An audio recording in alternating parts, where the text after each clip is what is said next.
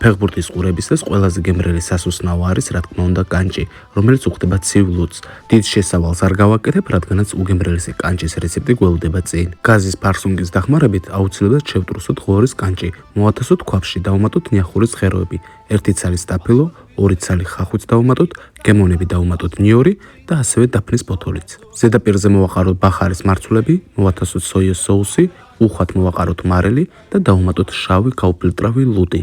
საბოლოოდ დავუმატოთ ცოტაოდენი წყალი, დავდგათ დაბალ ცეცხლზე, ვხარშავთ 2 საათნახევრის განმავლობაში. მზამოხარშული კანჭი გადმოდგოთ გაზქვირიდან. გადმოვიტანოთ აუცილებლად ბადელანგარზე ან უბრალოდ ხის დაფაზე. კანჭი აუცილებლად უნდა გავაგრელოთ მინიმუმ 9 საათის განმავლობაში. ამასობაში მოვამზადოთ соуსი. ქვაბში მოვათასოთ კეჩუპი, დავუმატოთ დიჟონის დოქვის მარცვლები, ასევე დავუმატოთ კბილმცხარე соуსი, თაფლი და რა თქმა უნდა ცოტაოდენი ლიმონის წვენი. დავდგათ დაბალ ცეცხლზე. მივუყვანოთ ადუღებამდე.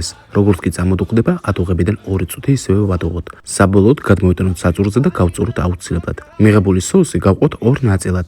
პირველი ნაწილი წავუსვათ ღორის კანჭს და დროებით გადავდოთ კანჭი. ეხლა კი დაგვრჩება უკრაინული ბრენდი ფინოს საცხობი ქაღალდი. ფინოს საცხობი ქაღალდი დამზადებულია საერთაშორისო სტანდარტების დაცვით. რაც ძალზე კარგია, ფინოს საცხობი ქაღალდი არ იკრობს.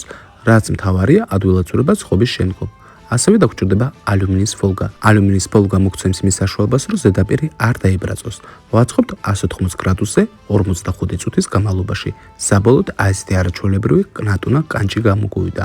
აუცილებლად სცადეთ, არ ინანებთ, ნამდვილად გემრიელია.